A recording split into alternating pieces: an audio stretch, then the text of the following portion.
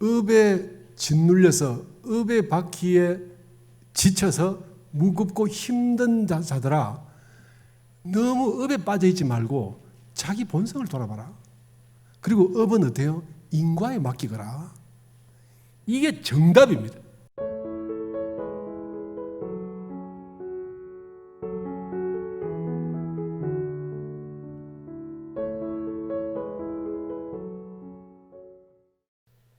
힐링이라는 게 사실은 우리 사회에서 주제가 된 지가 오래됐죠. 그래서 이 힐링이라는 것이 정말 한국에는 꼭 필요한, 유럽에서 수백 년 동안에 걸쳐서 발달하고 성장한 문화와 경제가 우리는 몇십 년 만에 우리 선배님들의 그 피와 땀으로 이렇게 성장해오는 그 과정에서 너무 힘들고 또 수많은 그 국가의 어떤 재난과 전쟁과 또 그 어려움 속에서 가족들을 이렇게 지켜오는 이루 말할 수 없는 고통들이 지나온 우리 대한민국 한민족에게 정말 힐링은 꼭 필요한 단어고, 이제 이만큼 됐으면 서로가 힐링의 어떤 그 주제 내지는 그 역할을 서로 해주면 참 좋겠다는 생각이 들었습니다.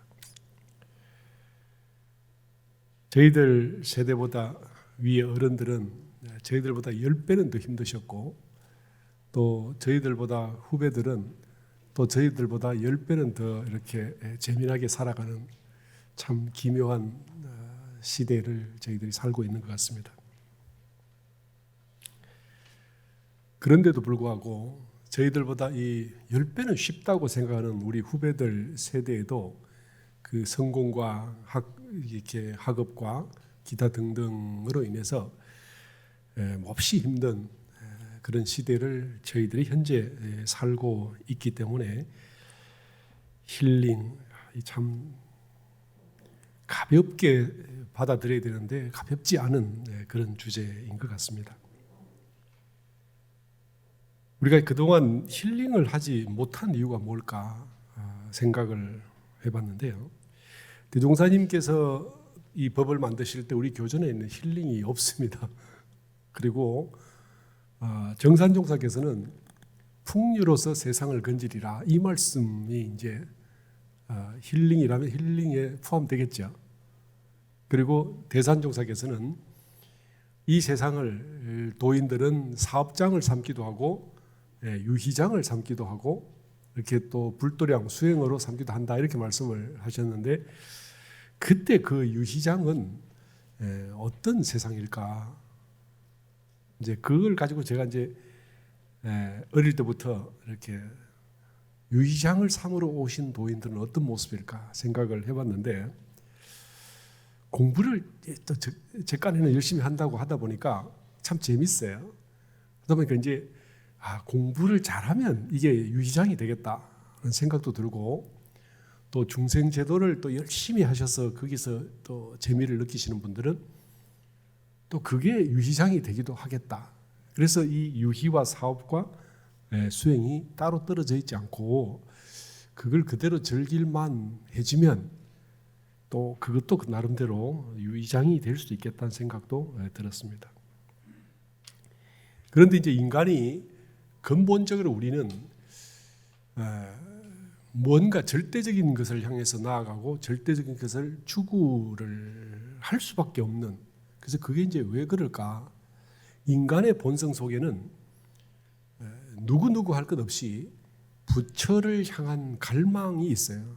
돌려 말하면 완전한 자기 모습을 향한 끊임없는 욕구가 있고, 이 욕구가 자기 자신을 이렇게 몰아붙여서 그 수많은 이 내가 목표하는 것과 현재 나와의 그 거리의 갭만큼 고통을 주는 것이고, 그게 결국은 우리로 하여금 힐링에서 멀어지게 하는 게 아닌가 하는 생각이 들었고요.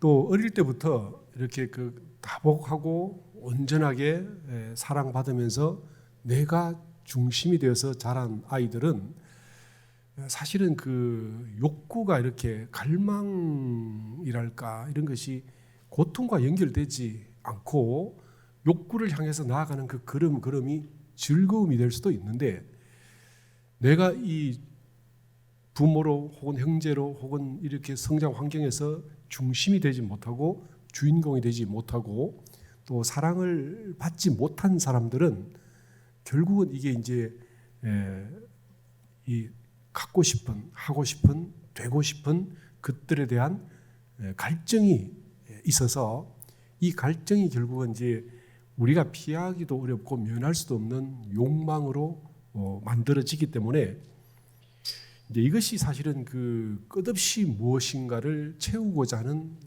그 중생의 근본 본뇌로 작용을 하게 되는 것이죠. 그래서 난 이것도 하고 싶고 이것도 하고 싶고 이것도 하고 싶고 다 하고 싶은, 소위 나도 갖고 싶은 게 있고 나도 하고 싶은 게 있는데, 우리가 사회에 소속되다 보면 누구를 위해서 양보하고 동생을 위해서 양보하고 희생하고 부모를 위해서 내 욕구를 멈추고 부모님들의 목표를 향해서 노력해야 되고, 또 어른이 되면 아이들을 위해서 또 이렇게 또 다른 상황들을 위해서 희생을 하면서 우리는 정말 그 수많은 사람들을 위해서 내가 없어지는 그 이제 비움이죠. 내가 갖고 싶은 것, 내가 되고 싶은 것을 놓고 남이 갖고 싶고 남이 필요한 것을 해줘야만 되는 그 속에서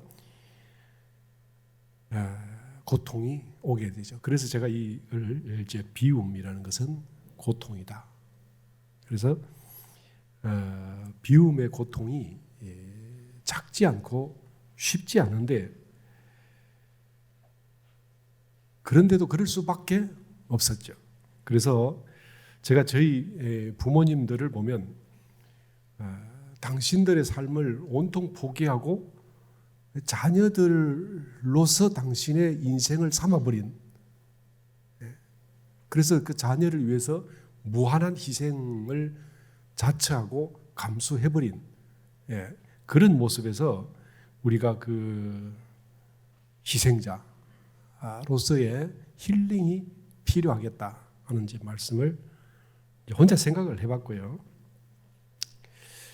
우리가 나의 욕구라는 것을 참다 보면, 어릴 때는 몰랐는데 어른이 돼 참다 보면 우리 어머니가 날 위해서 이만큼 참았었다. 뭐 이게 이제 세상에 많이 돌아다니는 말들이 있지만 어머니는 그래도 되는 줄 알았습니다. 뭐 이런 말씀 많이 있죠. 아버지는 그래도 되는 줄 알았습니다. 그래서 어머니가 늘 명태 대가리만 이렇게 드실 때 원래 어머니는 그래도 되는 줄 알았고, 신밥을 뒤에서 서서 조금씩 드실 때 원래 어머니는 그렇게 해도 되는 줄 알았고, 찬 방, 따뜻한 방은 아들, 딸 누이고 찬 구석에 올라가서 운목에 가서 주무실 때 원래 어머니는 그런 줄 알았다. 뭐 이런 유의 글들이 많이 돌아다니면서 사람들을 눈물 짓게 하잖아요. 그러면서 이제 어머니의 인생을 사십시오 이렇게 또 효도한답시고 그렇게 하지만, 사실은 그 어머니의 인생이 자식들의 행복, 그것이 어머니의 인생이었는데 그 시절에는 그랬잖아요. 지금처럼 자녀를 빼고도 내 인생이라는 것을 생각하는, 제가 그런 글들을 읽다가 이 글들은 어머니를 진정으로 알지 못하는 사람의 글이다.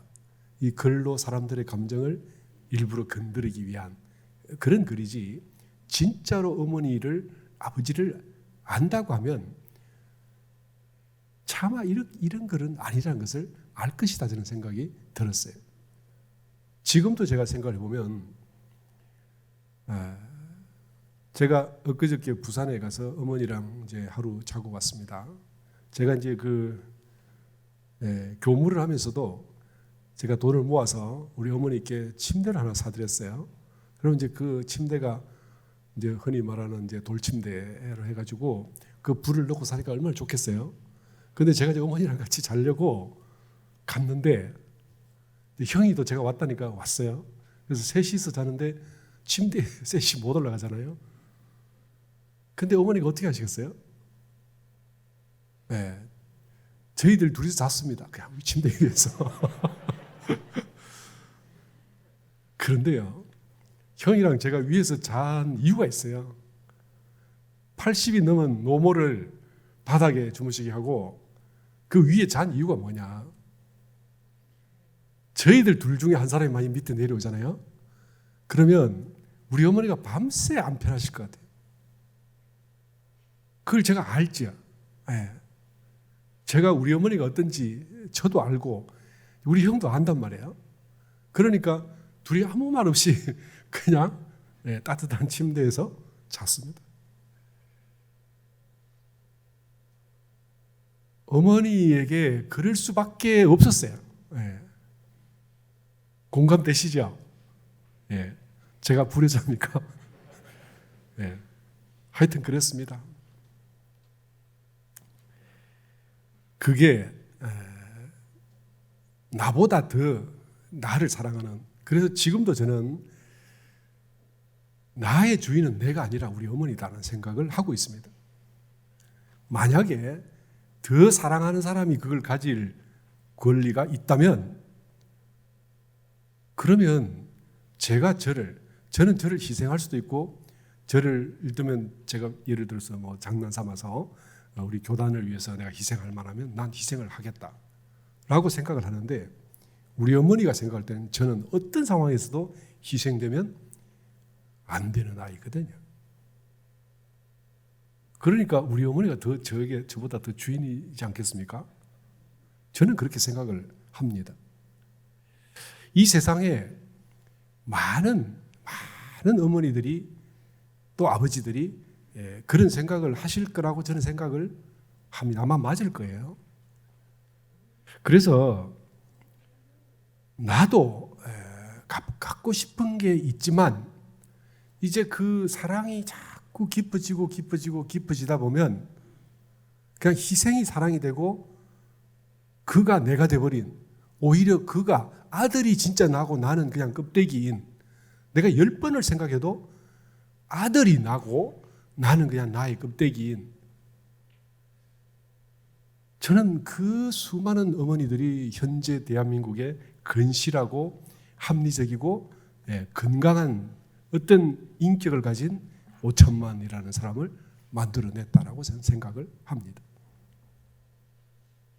그런데 이렇게 자식을 위해서 비우고 또 내가 또 자식뿐만 아니라 누구를 위해서 사랑하는 어떤 것을 향해서 이렇게 비울 때 나에게는 그 희생의 상처가 남게 되죠. 그래서 비움이라는 것이 고통이지만 끝끝내는 그 고통이 사랑이 되고 행복이 되는 그런 역사가 1900년대라는 어떤 대한민국을 끌고 왔지 않았을까? 저는 그런 생각을 하게 되고요. 그래서 내 것이 없어서 모든 자녀가 내 것이 되어버린 그런 어머니, 또 그런 걸 위해서 끝없이 희생하려 오신 그런 아버지. 제가 이제 그분들이 어떤 분이냐, 다 돌아가신 분들 말고 제 앞에 앉아 계신 우리 교도님들 모두가 저는 그런 어머니, 그런 아버지라고 생각을 해요. 틀렸습니까? 우리가 오늘은 그런 우리를 위로한다. 그게 저는 힐링이라 생각을 합니다. 힐링이 어떤 힐링인지는 잘 모르겠지만 우리가 근본적으로 갖고 싶은, 예를 들면 뭐 반지의 제왕 같은 혹은 신화를 보면서 열광하는 그 속에는 우리 스스로도 완전한 모습의 신 같은 모습의 우리가 되고 싶은 욕구가 본능으로부터 이렇게 뿜어져 나오지만 그 속에서 그런 우리의 어마어마한 그 용암 같은 그 욕구를 포기하고 우리 아이들을 위해서 희생해 오신 그런 우리 부모님들, 우리 자신들, 이분들을 위해서 오늘은 충분히 위로하고 우리 참 대단하다. 우리 참 감사하다.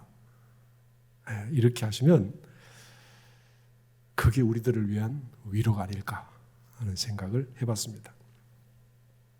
그리고 또 제가 그 30대부터 50이 될 때까지 어디 가서도 큰 소리 칠 수 없고 어디 가서도 제 뜻을 한 번도 말할 수가 없었어요. 심지어는 제가 우리 부산에 있을 때 직원들이 그렇게 많이 있어도 그 직원들에게도 제가 계획하지 않은 말이나 계획하지 않은 표정을 짓지를 못했습니다. 어떤 선생님 하나가 제게 와서 교무님은 교무님 마음대로 하시는 줄 알았어요. 그렇게 하시길래 제가 깜짝 놀랐어요. 제가 제 마음대로 하면 그 직원들이 가만히 있겠습니까? 제 뜻대로 할 수 없죠. 조직이 운영되고 기관이 번창하게 하려면 제 욕구는 반드시 숨어야 되고 거기에 맞게 최선을 다해서 제가 저를 멈추고 양보하고 또 생각하고 또 생각해서 거기에 맞게 살아갈 수밖에 없는데 그게 이제 밑에 직원들이 볼 때는 저는 제 마음대로 하고 사는 줄을 알았다고 이렇게 하더라고요. 그런데 그 말을 듣고 제가 생각을 해봤어요. 내가 내 마음대로 할 수 있었던 때가 있었던가?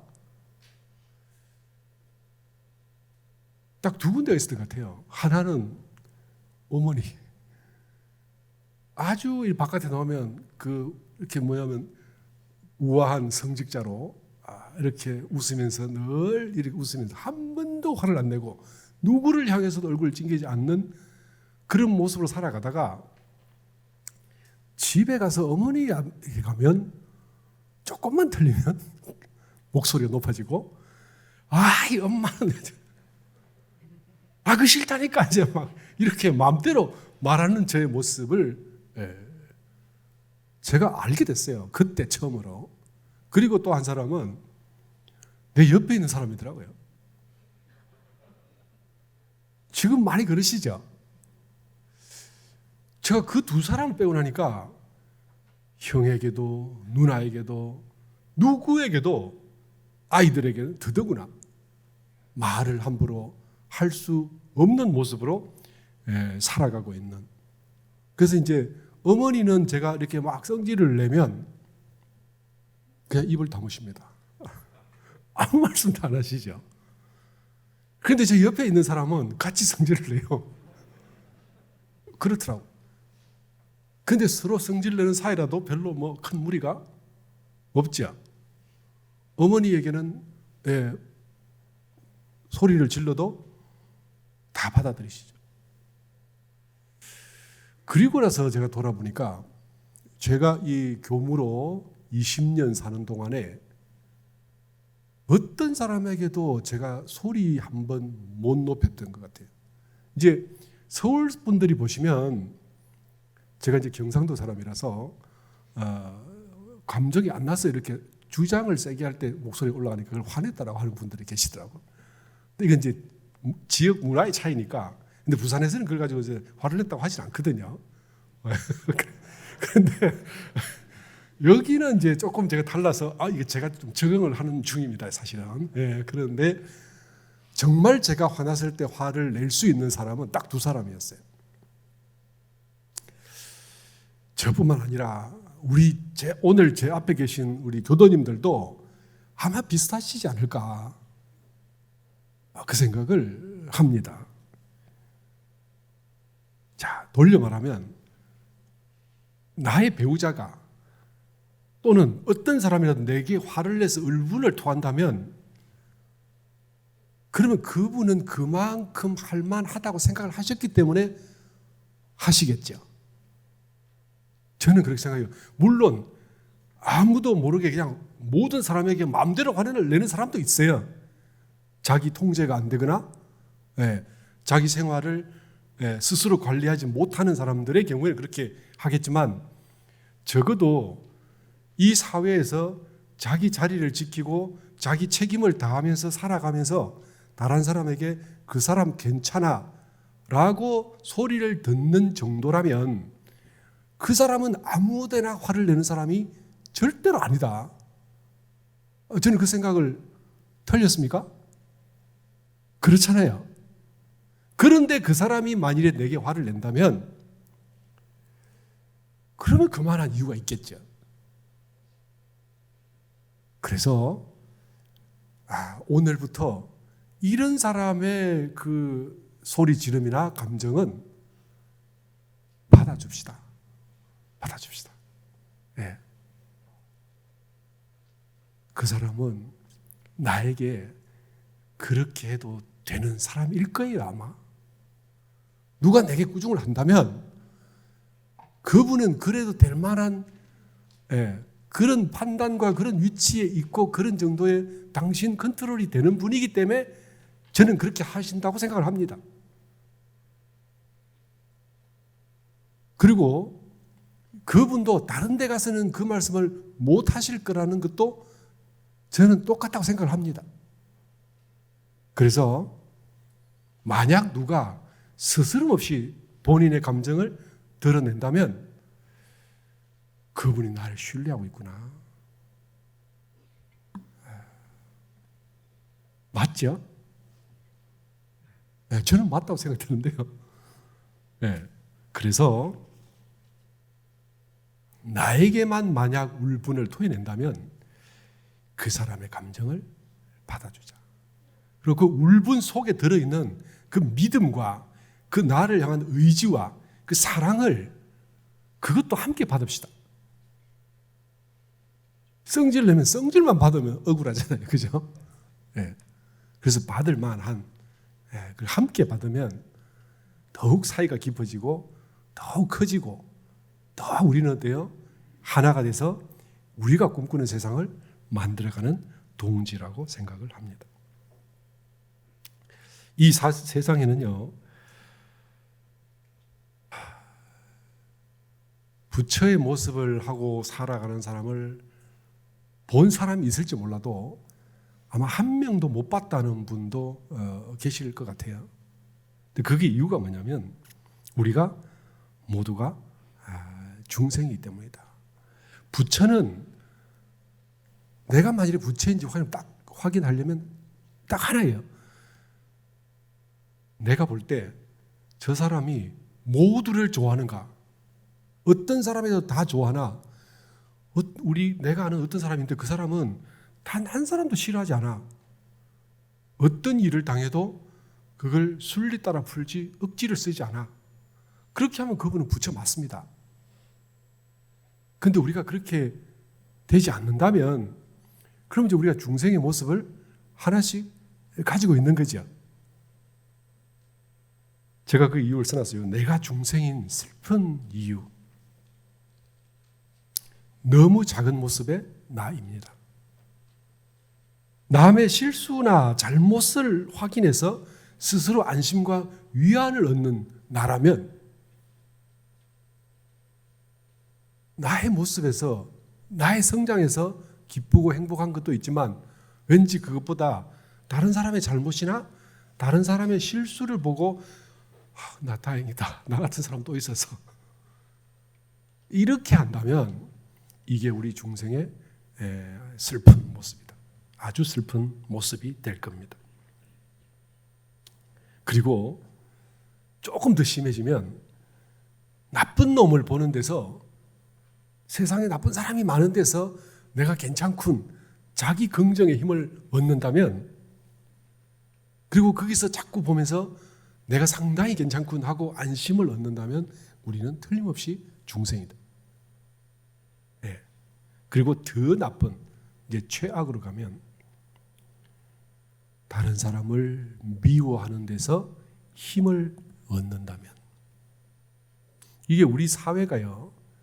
험한 사람들, 험한 집단은 다른 사람을 미워하고 증오하면서 우리 내부를 결속시키고 적을 만들어 놓고 우리를 이렇게 강하게 이렇게 뭔가 이렇게 하나가 되도록 만들어서 이게 또 다른 어떤 힘으로 사회에 폐악질을 하는 사람들이 있습니다. 이게 정치에도 그런 사람들이 있고요. 혹은 기타 사회 단체에서도 이렇게 뭔가 선명하게 적이 아닌 것을 적으로 만들고 이미지화 시켜서 그 사람을 공격 대상으로 삼고 우리를 연합하는 이런 세력들이 있어요. 이게 무슨 말인가 하면 이미지화 시켜서 가상의 적을 어떤 사람에게 뒤집어 씌웁니다. 예를 들면 중세 유럽에서 소위 마녀 사냥이라는 걸 했습니다. 이게 뭐냐면 어떤 약자 하나를 마녀가 이렇게 거기에 관련됐다 해서 저 사람이 마녀다 해가지고는 거기를 공격하면서 우리가 마치 정당한 것처럼 이렇게 세력을 확대시키고 또다시 폭력을 행사하고 또다시 이익을 착취하고 이러면서 자기의 삶의 에너지를 거기서 얻는 사람들이 있어요. 이런 사람들이 가슴 아프게도 중세 거의 몇백 년간을 이어지면서 사회의 어떤 그 암적 역할을 해왔죠. 자, 우리가 이제 그 지난 일이니까. 그런데 우리 스스로가 돋보면 내 마음 속에서도 만약 어떤 사람을 싫어하면서 그 힘으로 나의 존재감을 어떤 위안을 얻거나 힘을 얻는다면 우린 이럴 때는요 정말 우리를 빨리 이렇게 돌아보셔야 되고 어른들의 스승의 지도나 동지들의 힘을 얻어서 빨리 우리는 어때요? 이걸 돌이켜야 됩니다. 그렇게 해서 우리가 다른 사람을 좋아하고 그 사람이 잘 되는 걸 봐서 힘을 얻는다면 그러면 우리는 어때요? 미래가 밝고 창창해질 수 있어요. 그리고 다른 사람을 사랑하고 행복하면 어떤 그걸 보는 데서 내가 느끼는 힘이 점점점 강해지면 강해질수록 우리는 걸림없이 진급을 해가고 내면으로 진급하고 밖으로 복이 쌓이고 이렇게 해서 우리는 거침없는 성장을 할 수가 있어요. 그런데 제가 이 20살의 원불교를 처음 만나서 이렇게 살아오는 과정을 쭉 보니까 옆에 친구들이 잘 못할 때 그 약간의 쾌감이 있었습니다. 뭔가 조금 이렇게. 근데 그것 때문에 제가 몹시 괴로웠어요. 그러니까 출가를 하는 성직자가 되려고 하는데 옆에가 뭔가 다른 사람에게 이렇게 찝히거나 이렇게 조금 무시를 당할 때 그때 쾌감이 일어나는 것을 뿌듯한 느낌이 일어나고 그래서 이걸 속으로 이렇게 고민하면서 이걸 없애지 않으면 난 전무 출신을 할 수가 없을 거야. 해도 껍데기만 남을 거야. 그래서 그걸 어떻게 할까? 해서 기도를 몹시 했는데 그렇게 기도를 하고 또 기도를 해도 남 잘못되는 게 그게요. 특히 뭐냐면 나보다 훨씬 높은 어른들은 잘 되시면 참 좋았어요. 저 밑에 있는 친구들이 공부에 착착착 올라오면 참 좋았어요. 문제는 나랑 비슷하거나 조금 위거나 조금 밑에 있는 친구가 그 잘 될 때 그걸 견디기가 힘이 들었거든요. 아주 힘이 들었어요. 그래서 이제 그 기도를 시작했는데 그 사람을 위해서 기도를 해야 된다 생각하는데 기도를 하기 싫어졌어요. 그냥 이유 불문하고 저 사람 잘 됐으면 좋겠어라고 기도해야 돼. 그런데 그 기도를 하기 싫은 거예요. 그 기도를 잘 못 됐으면 좋겠는데 걔를 위해서 내가 기도를 하라고? 이게 용납이 잘 안 되죠. 근데 뒤에서 보면 내가 여기서 실패하면 다 교모할 수 없어. 나 성직자잖아. 내 눈앞에 있는 사람에게 은혜가 나타나도록 하기 그렇게 살려고 나온 게 출가인데 내 눈앞에 사람이 나보다 못되기를 바라는 마음으로 내가 무슨 출가를 하겠어. 근데요 이게 절체절명의 문제였어요. 지금 제가 웃으면서 이야기하지만 그때 제가 한 8년쯤 지났을 때 자꾸 기도를 해서 8년쯤 지났을 때 어느 날 그 친구가 잘 되기를 바라는 마음이 속에 있더라고. 제가 그때는 눈치를 못 챘는데 몇 달이 지나서 돌아보니까 그래서 제가 이제 유출해 보니까 그때 내게 그 친구가 잘 됐으면 하는 마음이 처음으로 생겼더라고. 너무너무 좋았습니다. 제가 이제 출가해서 8년 만에 나도 성직자 할 수 있겠다. 그 느낌 있잖아요. 그건 성취감입니다. 엄청난 성취감. 그래서 참 제가 이걸 상담을 했을 때 어떤 어른께서 저한테 기도를 하라 이렇게 하셨는데 기도가 저를 살린 건 맞습니다. 그래서 돌아보니까 지금 보면 그게 중생의 마인드를 성인의 마인드로 바꾸는 일인데 그게 엄청난 일이었는데 저는 그게 그냥 그 친구 하나 미운 마음을 안 내는 것이 그냥 그걸 위해서 기도한 걸로 잘 몰랐죠. 우리가 문제는 뭐냐면 내 주변 사람들이 누구라도 잘 되도록 기도하는 마음이 이게 살아나야 되거든요. 이게 우리가 그게 바른 길이에요. 근데 왜 그렇게 하지 못하냐면 중생심이 출발이 뭐냐면 비교예요. 비교고 분별이고. 그러니까 저 사람보다 내가 뜨고 싶고 내가 잘 되고 싶고 하는 마음이 이게 이제 자 오늘 제가 이런 말씀드린 이유 있습니다. 나만 그런 게 아니고 모든 중생의 속성이기 때문에 이것이 왜 중생이냐면 분별과 시비와 사량이 이 사량이 중생의 특징이거든요. 근데 이 중생의 특징이란 말은 부처 아닌 모든 사람에게 다 있다는 말이에요. 모든 생명체에 다 있다는 거죠. 그래서 이 문제를 가지고 첫 번째 자학을 하지 말자. 나를 괴롭히지 말자. 나를 괴롭히면 그때부터 힐링 어디 가버려요. 힐링 되지 않습니다. 스스로 위로할 수가 없어요. 내가 속에 나쁜데 날 깨끗하다고 말할 수가 없잖아요. 날 내가 인정할 수가 없잖아요. 그런데 편안하고 행복하고 여유가 오겠습니까?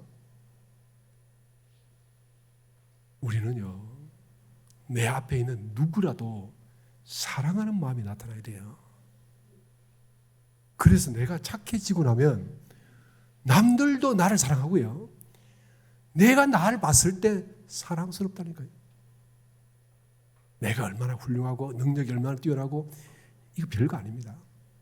정말 우리가 수행을 얼마나 해서 자선의 선정의 깊이가 얼마나 깊이 들어가고 지혜가 뛰어나서 세상을 얼마나 미래를 내다보고 얽히고 설킨 문제를 얼마나 풀고 이런 실력의 문제가 아니라 나 스스로 돌아봤을 때 나 참 괜찮은 사람이네. 스스로 위로하고 스스로가 이게 고마워하고 스스로 기뻐할 수 있을 때 여기서 근본적 힐링이 일어납니다. 이런 사람은요, 희한하게 사람들이 싫어하지 않습니다.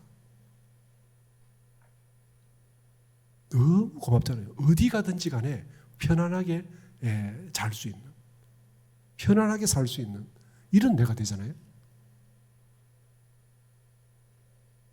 그래서 우리는 우리가 중생인 슬픈 그 이유를 우리 벗어나야 돼요. 이 문제가 해결돼야 그래야 내가 행복이란 걸 진실한 행복이란 걸 우린 가질 수가 있고 그걸로 인해서 다른 사람에게 전파를 할 수가 있습니다. 이게 돼야지 그냥 이 사람이 교화의 실력이 뛰어나다 사업의 실력이 뛰어나다 말의 재주가 뛰어나다 그게 우리를 행복하게 못 만듭니다. 네. 집에서요 부모님이 다 존경을 받지만 유독 아버지보다 엄마가 더 존경을 받는 이유가 뭔지 아세요? 돈은 아버지가 벌었잖아요. 그죠? 네. 아빠가 돈 벌었는데 왜 엄마만 좋아하는 거야? 그 왜 그래요? 엄마는요, 나의 단점, 약점, 모든 걸 다 끌어안기 때문에 아버지는 잘못된 것 시비하지 않습니까? 그렇지 않습니까? 그런데 엄마들은요, 약점을 끌어안잖아요. 네. 우리 누구가 그렇게 많은 사람을 죽였답니까? 저는 그 말씀에서 아시죠? 13명인가 누군가를 이렇게 죽였던 어떤 애가 있어요. 그런데 그 엄마가 아니 우리 누구가 그렇게 많은 사람을 죽였답니까? 남들은 그 악마라고 하잖아요. 근데 그 엄마는 어때요? 약점을 다 끌어안지 않습니까? 어떻게 끌어안겠어요? 거기는요, 애초부터 미움이 비교가 없기 때문입니다. 우리가 아무리 중생이라도 이 마음을 돌릴 수 있다면 우리는 그때부터 성자가 될 겁니다. 그렇다 해서 내 약점들이 없어지냐? 그렇진 않죠. 그죠? 내가 뭐 능력의 한계, 역량의 한계, 인간관계의 한계 뭐 많이 있습니다. 그렇지만 이런 걸로는 괴로워할 필요가 없어요. 왜냐하면 설사 부처님이라 하더라도 다 할 수 없어요. 다 할 수 없죠. 보살은 더더구나 할 수 없고 우리 출가위, 열애위보다 엄청나게 못합니다. 항마위는 비교할 수 없죠. 다 할 수 없잖아요. 그걸 다 약점이라고 어떻게 다 시비를 하겠습니까? 그건 안 되죠. 그러니까 이게 왜 그러냐면 업이란 것은 근본적으로 한계가 있기 때문에 업의 문제는 그게 약하면 닦아서 더 하면 되고 없으면 좀 더 애써서 더 벌면 이루면 되고 뭐 이렇게 되는 것이지 그걸로 우리가 스스로를 괴롭히고 자학할 필요는 없다. 분명하게 나눠서 업의 영역은 부족하면 노력해서 더해가면 돼. 어떤 영역이라도 모질라면 노력해서 더해가면 됩니다. 그러나 우리 본래 심성의 영역에서는 천진무구에서 무탈한데 내가 왜 비교해서 위안을 얻고 비교해서 자존감을 세우고 비교해서 힘을 얻냐? 그거는요 내 성품을 모르기 때문입니다. 우리 본래의 자성을 따로 알고 보면 업의 눈으로 보면 전부 시비하고 비교가 생기지만 본래 우리의 온전한 성품에서 보면 맑고 맑은 정신이 하나 있어서 경계마다 인연마다 노력하면 다 얻을 수 있기 때문에 그 부분에 대해서는 더 이상 신경 쓸 필요가 없죠. 그래서 여기서는 어때요? 완전한 위안을 얻게 되고 여기는 비교 불가가 되기 때문에 우리는 중생의 업을 벗어날 수가 있다. 그렇게 돼야 우리는 정말로 근본적으로 힐링을 얻을 수 있다라는 거고 그래서 우리가 시시한 법박 시시한 나의 어떤 목표로 인해서 비교를 통해서 나타나는 여러 가지 나의 괴롭힘은 용서하자. 그래서 내 의식으로부터 독립시켜야 된다. 쉽게 말하면 내가 가지는 어떤 나에 대해서 옥죄는 어떤 생각, 난 이래야 돼 라는 걸 벗어나서 내가 그거 하고 싶으면 그걸 향해서 할 수 있는 만큼 노력해 가면 돼. 그걸로 대치시키고 난 이래야 돼라는 것을 내려놓는 것이 옳습니다. 그리고 나의 도덕성이 있죠. 우리가 도덕성으로 완전할 수 없어요. 도덕성이 한번 얽매이고 나면 제가 만일에 여기서 서울 교구까지 가려고 하면 수서역까지 가는데 쓰레기 다 주워야 돼요. 그죠? 그 다 주워서 깨끗하게 만들면 굉장히 도덕적으로 착하잖아요. 어느 세월에 서울 교구까지 가겠어요? 못 가는 거죠. 우린 그렇게 하면 어떻습니까? 그냥 한낱 쓰레기 줍는 사람이 돼서 전락합니다. 그렇게 할 수 없어요. 업을 우리가 완전히 할 수 없기 때문에 우리의 잘못된 도덕성이 우리를 강박적으로 이렇게 억압을 하고 누를 때 거기로부터 벗어날 필요가 있다. 내가 그 미처 못했군. 미처를 못 봤었어. 내가 그까지 차마 그 사람에게 배려를 못했었어. 참 미안하네. 그걸로 끝내시고 앞으로 그 잘하기 위해서 한 걸음 한 걸음 하면 되는 것입니다. 그래서 도덕성으로부터 독립시키려면 이제 사람들이 자칫하면 비도덕적이 되잔 말이냐? 그건 아니죠. 내가 할 수 있는 데서 내 위치에서 할 수 있는 것들을 잡아가다 보면 누구도 그걸 비도덕적이라고 하지 않습니다. 그래서 내가 할 수 있는 그리고 가능한 그 위치에서 할 만한 것들을 하면서 선한 마음을 가지고 행한다면 도덕성, 억압적 도덕성에서 해방되는 동시에 우리는 자비의 소위 그 출가위가 되는 것이죠. 그렇게 해가면 되고요. 그 다음에 내가 이때까지 살아오면서 내가 이렇게 업으로 뭉쳐둔 감정의 틀이 있어요. 어떤 것에서는 미안하고 어떤 것은 안 미안하고 사실 이게 생각으로 이젠 그건 안 미안해야지라고 해서 미안함이 끝나는 건 아닙니다. 그럼 이때까지 늘 그거에서 미안했었다면 그게 일어나자마자 본능적으로 그 미안하고 죄스러운 마음이 확 일어나게 되죠. 이게 습으로부터 업으로 이때까지 우리가 만들어져서 왔던 감정의 어떤 관성입니다. 관성이라는 것이 이게 간단하게 뭐 이게 공이 굴러가다 멈추는 정도의 관성이 아니라 우리 속에 핵처럼 엉어리져서 굳어서 만들어진 착한 도덕성이, 그 양심이 자칫 우리를 많이 괴롭힐 수 있고, 그게 우리를 어때요? 옥죄해 오거든요. 그래서 그걸로부터 벗어나는 것이 역시 힐링이다. 그래서 내 규율, 내 습관, 내 업, 그리고 내 마인드로부터 독립하자. 나는 우리 아이를 이만큼 레벨로 올리지 못하면 견딜 수가 없어요. 그렇죠?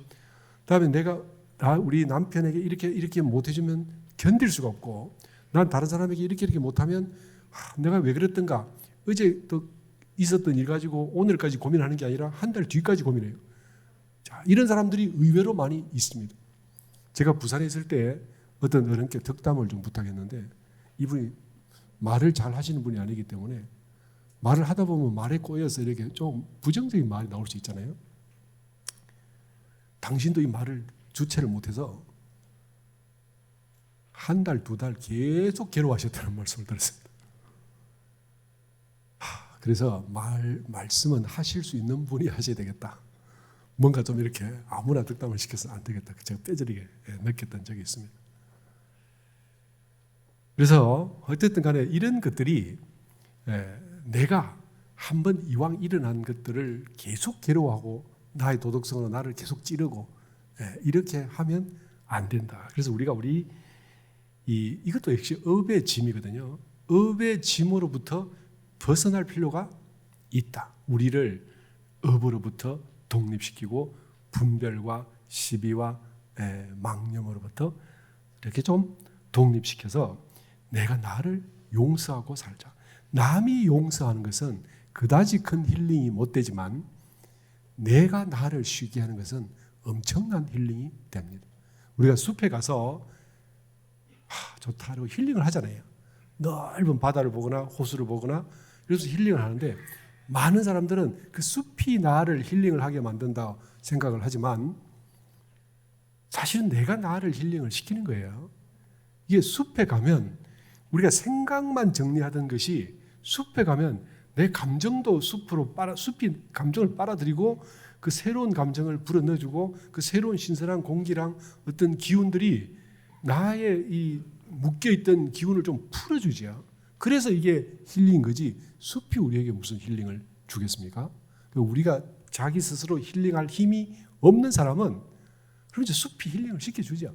바다가 나를 힐링을 시켜주고 여행이 나를 힐링을 시켜주지만 내가 나를 스스로 이렇게 용서하고 풀어주는 사람은 언제나 힐링을 할 수가 있다. 라는 말씀을 드리고요. 문제는 그렇다 하더라도 우리 생활의 삶의 목표나 과업을 어떻게 버릴 수 있겠는가? 이건 어쩔 수 없죠. 그 일을 해가되 그 일을 책임지고 가고 그 일을 내가 짊어지고 가야 되잖아요. 그렇지만 이걸 내가 기준 잡은 어떤 너무 나의 기준을 잡지 말고 진리와 순리와 이치를 따라서 이 진리와 이치가 좀 이 짐을 짊어지게 해야지, 내가 짊어지게 되면 내가 못 견딘단 말이에요. 그래서 시간이 걸려서 풀어질 오해는 시간에 좀 맡겨주고, 시간이 걸려서 이루어질 인과의 소득 결과는 시간에다가 좀 맡겨주고, 그죠? 다른 사람이 할 만한 일은 다른 사람에게 좀 맡겨주고, 내가 나를 변호 못하면 다른 사람이 변호하도록 다른 사람의 입에 좀 맡겨주고, 이렇게 해서 내가 할 수 있는 일은 내가 하지만 할 수 없는 일은 진리와 자연과 그죠? 인연과 우리 동지와 동포들에게 좀 맡겨주고 살자. 이것이 또 큰 힘이 됩니다. 제가 보니까 결국은 인과에다가 내 짐을 싹 맡겨버리는 게 제일 좋은 일입니다. 나의 이 숱한 업을 이 한상국의 농사라고 아시죠? 이거를 소위 조장이라고 그러는데, 이 한상국이라는 사람이 그 상국만 하다가 이제 퇴직해가지고 시골에 왔는데 농사를 지으니까 다 농부들이 농사를 잘 짓는단 말이에요. 근데 나는 이제 이게 좀 늦었어요. 그래서 모를 심으는데 이 다른 집에 노는 이만큼 벼가 컸는데 우리 집 노는 요만밖에 안 해. 그거 어떻게 해요? 마음이 급하잖아요. 그래서 밤새 가서 이렇게 좀 뽑아놔요. 다 이렇게. 그래서 다음날 보니까 좀 커 있단 말이에요. 그래서 내가 한상국 역시 농사 잘 지었다 했는데 며칠 있다가 싹 죽어버렸다는 거죠. 이게 이제 한상국의 농사 내지는 조장이라고 합니다. 일찍 길게 만들었다 뭐 이런 말이죠. 그런 것처럼 진리와 인과와 순리가 있는데 거기 맡기지 않고 내가 짊어지고 애를 써서 결과가 어떻게 되냐? 되면 다행인데 또 안 되면 돼요. 역효과가 또 심하게 오잖아요. 그래서 수행을 하면서 복을 진리에 맡겨서 기대서 짓는 사람은 인과와 업과 인연을 전부 인과에 좀 맡겨서 인과와 순리에 따라서 좀 가는 것이 좋겠다. 그렇게 보니까 제가 어릴 때 참 원불교 와서 한 10년 가까이 저도 이제 독하게 공부를 했어요. 그러니까 몹시 힘들었겠죠. 그때 저한테 힐링이 됐던 이제 단어가 하나 있는데 참 죄송스럽게도 기독교에서 마태복음에 나오는 이제 예수님 말씀이에요. 그러니까 수고하고 무거운 짐진 자들아 내게로 다 오라. 내가 너희를 쉬게 하리라. 근데 이 말이 참 눈물이 났어요. 수고하고 무거운 짐진 자들아 다 내게로 오라. 내가 너희를 쉬게 하리라. 근데 왠지 가면 쉬게 할 것 같은 느낌은 들었어요. 근데 어떻게 쉬게 할 거지? 예수님이 없으니까 갈 수도 없고, 그죠? 네. 근데 이게 보니까 나의 본성을 찾아라. 이 말이었어요. 업에 짓눌려서 업의 바퀴에 지쳐서 무겁고 힘든 자들아 너무 업에 빠져있지 말고 자기 본성을 돌아봐라. 그리고 업은 어때요? 인과에 맡기거라. 이게 정답입니다. 우리가 가진 무거운 짐은요, 사실은 인과에 맡겨야 돼요. 인과가 다 짊어지고 간다니까요. 그렇지 않습니까? 내가 내팽개쳐서 예를 들면 미국 가서 일 저지르고 와도 인과가 짊어지고 와도 나도 집을 옮깁니다. 그죠? 내가 어디 딴 나라 가서 이렇게 선행을 해도 그 선행이 어떻게 해요? 결국은 인과가 짊어지고 와서 되게 복을 던져준다니까요. 이거 인과가 몽땅 다 짊어지고 와서 모든 걸 해결해 준다고. 그런데 우리는요, 그걸 내가 낑낑거리고 짊어지고 다니려고 그래요. 될 일이 아니거든, 이게. 그런데 지금도요, 순리에 맡긴 사람은 내가 할 일만 해요. 씨 뿌릴 일, 그 다음에 열심히 땀 흘릴 일, 할 일만 하면 나머지는 인과가 와서 인과가 몽땅 짊어지고 이 세상 모든 사람들, 과거 수천 년, 수만 년 전부터 미래 수만 년 뒤까지 모든 일은 이 진리, 인과가 짊어지고 와서 다 해줍니다. 그럼 우리는 어떻게 해요? 이치에 맞게, 법에 맞게 마음을 편안히 힐링하면서 그대로 살아가면 되는 거예요. 나머지는 어때요? 내 마음 온전히 챙겨서 시비분별을 놓아버리고 청정함만 가지면 그야말로 모든 일은 인과에 맡기고 청정함만 가지면 우리는요 열애처럼 불보살처럼 살 수 있다는 거예요. 그렇지 않겠습니까? 모든 걸 다 놓아버린 내 몸마저도 놓아버린 그런 힐링이 어디겠어요? 2살짜리 애, 3살짜리 애가 막 놀다가 다다다다다 뛰어가서 엄마한테 절푸닥 안기잖아요. 자기 몸도 다 맡겨버려요. 엄마한테.